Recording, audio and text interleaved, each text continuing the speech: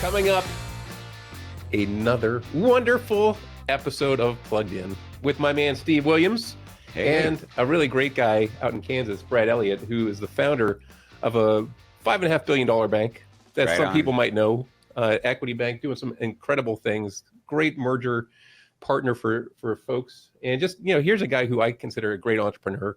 Yeah. And so we're super excited to have him join us for this special episode of Plugged In. Oh, we love what we call the troublemakers, Brad, and you are a founder at a time when people were looking at the world, thinking back when the bank was founded, from .com to 9/11 to other things, and then you're going to talk about a string of M&A that's built the bank. But for those bankers out there wondering about entrepreneurship, this is going to be a fun one. This will be a fun one. And, you're talking when Brad started the bank, I believe, and hold me honest for this stat, 2002 is when you got your doors open. Yeah, we closed in 2003, but 2002 is when I formed the holding company. So you got that going. Took the company public in 2015. Moved the thing over to the New York Stock Exchange a few years ago. And I think you're doing business in Kansas, Missouri, Oklahoma, and Arkansas at the moment? That's correct. We're looking at opening, we've hired somebody in Des Moines, Iowa. So we're opening a loan production office in Des Moines, Iowa soon. Which is awesome. Congratulations. Congratulations. All right. So, I am normally one to share with Steve, some funny travel experiences as a way to get us kicked off or plugged in. Today, I brought a book that I've been reading. It's How to Lie with Statistics. It's given me a lot of ideas for how to, have a conversation like this. And even though this book has been out for a little bit of time, it really just tells you to be a little bit more thoughtful about the numbers you're putting out. Mm-hmm. So you mentioned Brad's company's been doing some M&A work. We know this industry is one marked by consolidation waves, and various investment bankers will say this is going to happen. Yeah. But, it's been relatively quiet up until last week when the M&A landscape really kind of surged back with a wave of announcements. Mm-hmm. So we paid attention to Columbia Banking Systems in its acquisition of Pacific Premier. And then really the next day we saw Eastern Bankshares say they're getting together with Harbor One. So all of a sudden we've got two really notable deals that have come up for conversation. You could add Mechanics and Home Street, which is another like Pacific Northwest coming down to California. Yeah. So that West Coast is getting real interesting with bigger regional banks. Yeah. So I think the name of the game here is don't underestimate the resiliency of the community bank space. So as much as volatility has been the name of the second quarter, I think that there's entrepreneurs like Brad who have positioned their business to be really effective and successful and navigating uncertain times. Yeah, and still a big pipeline of sellers out there that folks like Equity would be a prime buyer for. So I think it's going to get exciting. Yeah. Now Brad has been forced at times to spend some quality time with me. We haven't listened to as much music as you and I have, but he, I believe, has heard a few of these episodes that we put together. We do like to use some music to get things creative and flowing. So today I thought we really needed a banger to get us off the. What's the banger? I call it Epic by Faith No More. Oh yeah, that's a classic. Yeah. But we could use that. We can use Journey, and so Separate Ways, Nirvana's Come As You Are. I also really like the Kate Bush song Running Up That Hill, so I decided to toss that into the proverbial mix. And then the Killers will make an appearance at the end, and that's sometimes I get nervous when I see an open door. So close your eyes, clear your heart, cut the cord. We're talking Human. So we've got 5 songs that we're going to use to get this going. As I said, we've got a great entrepreneur here. We have been in a period of volatility, but that doesn't mean you can't take risks. You can't try different things. So if we're doing Faith No More and Epic, we can crank that sucker up and say, Brad, talk to us about the entrepreneurial spirit that you want to maintain at the bank as it continues to mature as an organization. Yeah, it's actually the hardest thing to keep, Al, I think, in the organization is as you grow and get bigger, put processes in place, it drives out people's desire, honestly, to make a mistake. And so what is hard about entrepreneurial spirit is you're driving out the ability for people to take those chances, because they actually, as you get bigger, they also are highlighted more. And so, I talked to Kirk Wyckoff at Patriots, we used to take a lot of risk in this industry and consumer lending and different things. And people just don't want to do that any longer because you're actually making decisions and then you actually have to book losses and you actually have to record those losses. And that's what we were supposed to do as an industry. But if you're charging off 0.25% of your loan portfolio, everybody looks at you sideways today because that's high in the industry.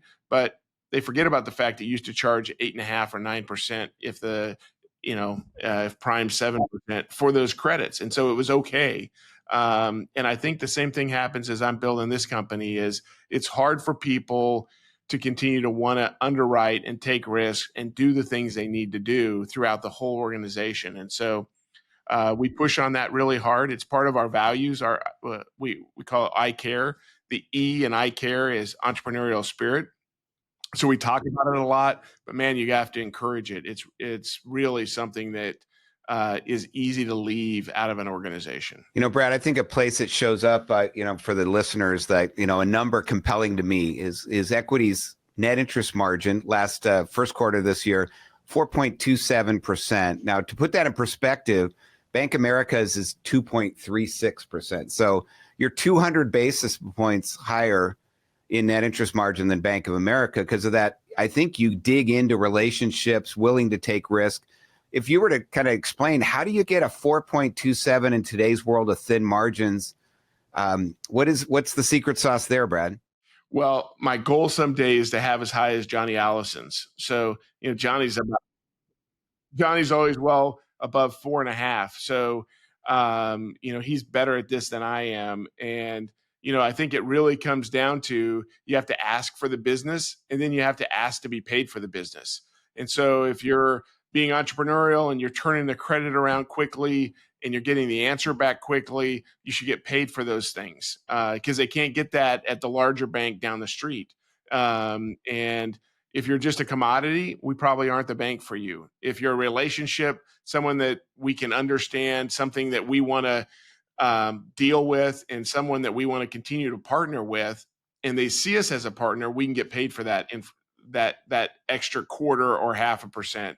And so, we work on it all the time, and it's something that you have to continue to work on to get that margin up. We are a margin business, and for people who want to sell price, then you're not selling margin, and so that means you're really not a very good salesman. You're just an order taker. Yeah, we never want to hear about the commoditization of the industry. So that's part of the reason we wanted to have Brad on today.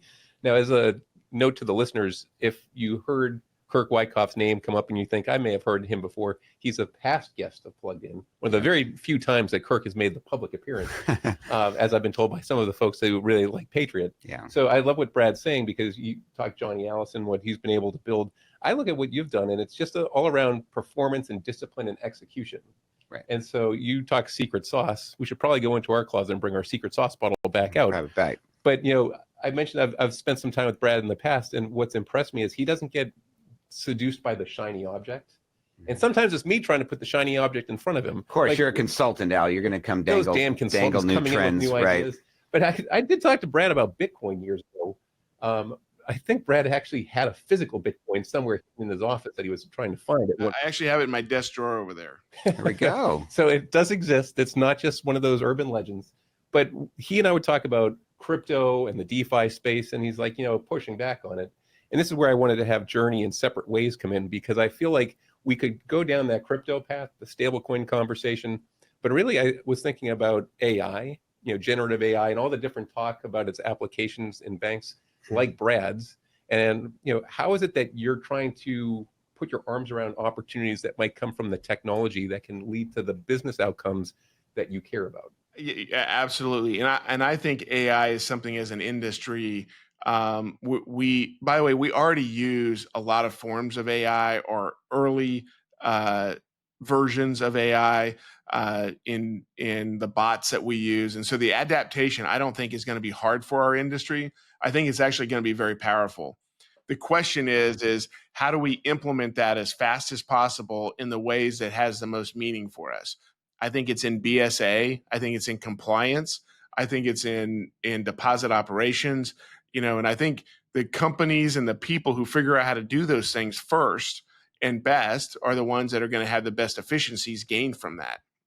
And so I think as our industry goes, I think there's a lot of efficiencies to be gained over the next 5 years from AI. I think our credit area is ripe for it. And so, it's not worrying about losing jobs. Now we're a growing company, so if we can implement these things, our growth is going to take care of those employees. But I think you have to figure out how we're going to do that for shareholders, but also how we're going to do it for compliance, and how we're going to do it just to be better at what we do and have a faster return back to our customer to get them information, and also safer. So as we're screening things to make sure that AI is not used just against us, but actually for us to protect on the fraud side, I just think there's a lot of ability to do this, and I'm not sure how we can get it all developed because I don't think fintechs can really do that because they don't understand the business well enough. I'm working with a couple organizations that are actually inside of banks that are trying to create businesses. And so as we look at that model, I think that's the way that you can actually do this. It's really the way we created data processing in the day. Data processing was created out of banks.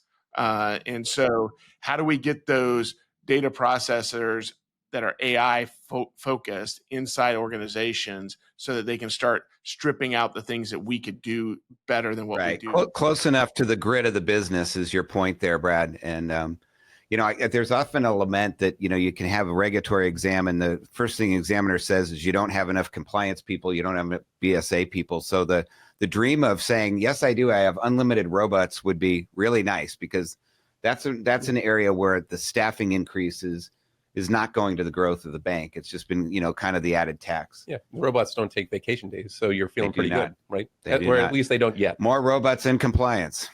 Well, the neat thing is Brad's explaining his idea is you've got, again, a leader who can model the behavior. And I think this is what's so important as we think about all these different tools that are becoming commercially viable and relevant, is that if you're not willing to invest your own time and curiosity, then how can you expect your team to do it?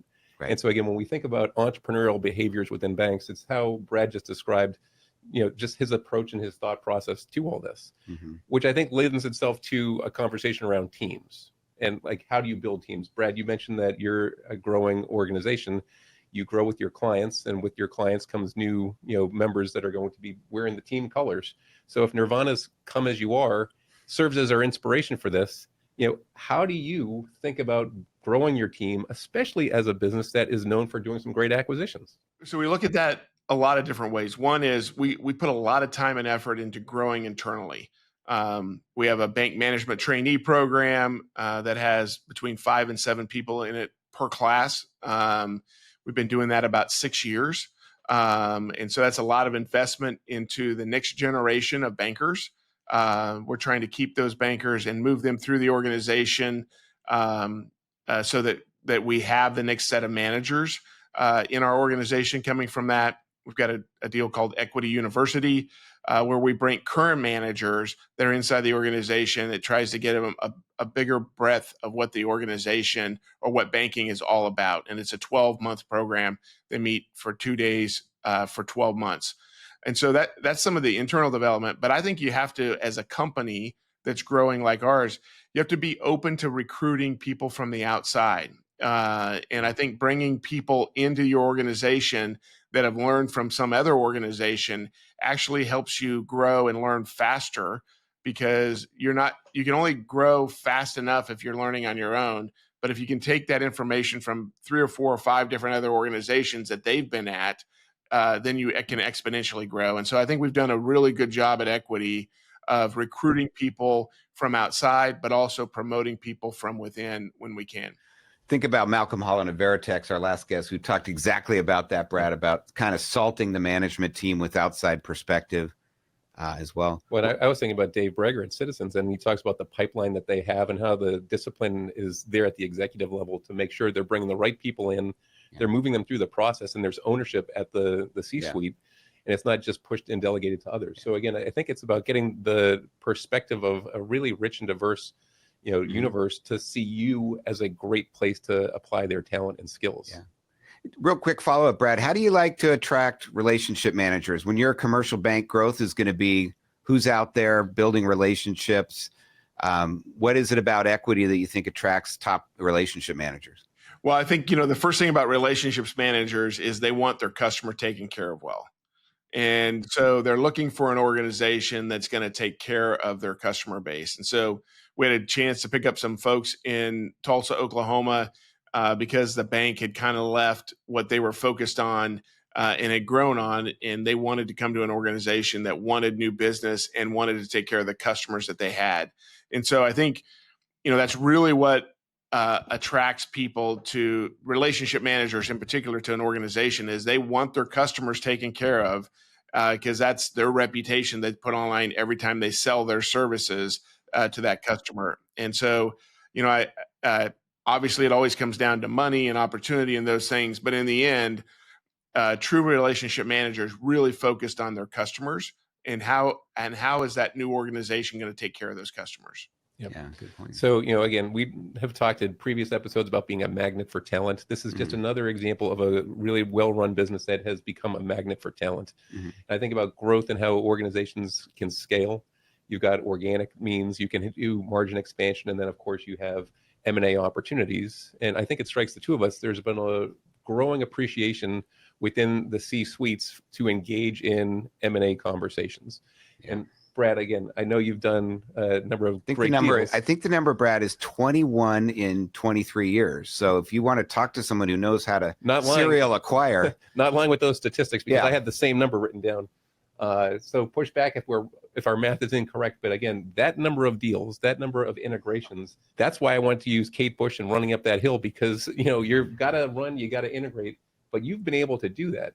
Are there any lessons that you have been sharing with your team in advance of the next deal to prepare the organization to really ingest some new talent? What would you put in Brad Elliott's handbook to M&A success? One is define a process and follow it. So the very first deal we did, by the way, we've done 21 full M&A transactions. We've done about another 5 acquisitions of deposits. So branch deals. But when I first did my first M&A transaction, I had a due diligence list of 75 items that I needed to look through and integrate. Today, our list is about 3,000. And so we really define everything down into a process and procedure.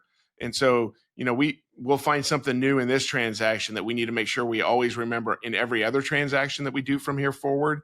But there's so many lessons learned, and we document all of those every time so that we don't have to repeat those errors again. And so we get better and better each time. And, we've announced 3 different times. We've announced 2 M&A deals on the same day and closed and converted them on the same day. And that's not after planning them for 180 days. We did those at about 130 days. And so from the time we made the announcement to close and conversion was less than 130 days. You've built a team that knows how to slide down the fire pole real quick and get to work. Yeah. And one of the things is we don't have an M&A team. So there's no one in our company that's dedicated to M&A. Every department has to do their own lifting.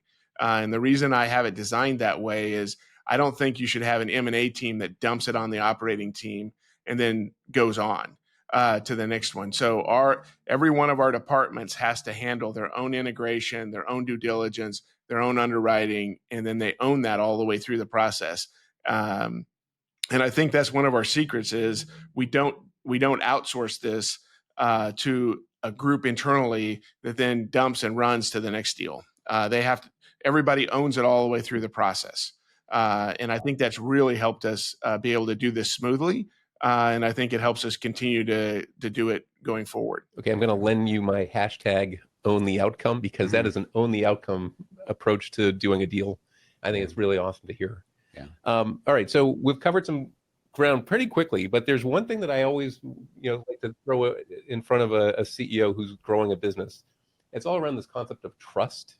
And so as much as trust can be done, out on a golf course over a period of time where you get to know somebody, in the digital world, trust is a much more difficult thing to create, let alone maintain. And there's plenty of fraud out there right now to make trust even harder. You want to talk about my check fraud that I'm dealing with? So Yeah. you're running a bank, you're running a business where you've got a lot of challenges coming at you, and you have to be digitally enabled for your, relationship managers to do their job, for your customers to want to be showing up, and trusting you with their business. So just talk a little bit about, building trust in a mobile first kind of digital always world. Yeah, I think it's an interesting concept, and so I think some of it comes off of brand, and so I think your brand and what they can find about you has to be, they're obviously looking at that first.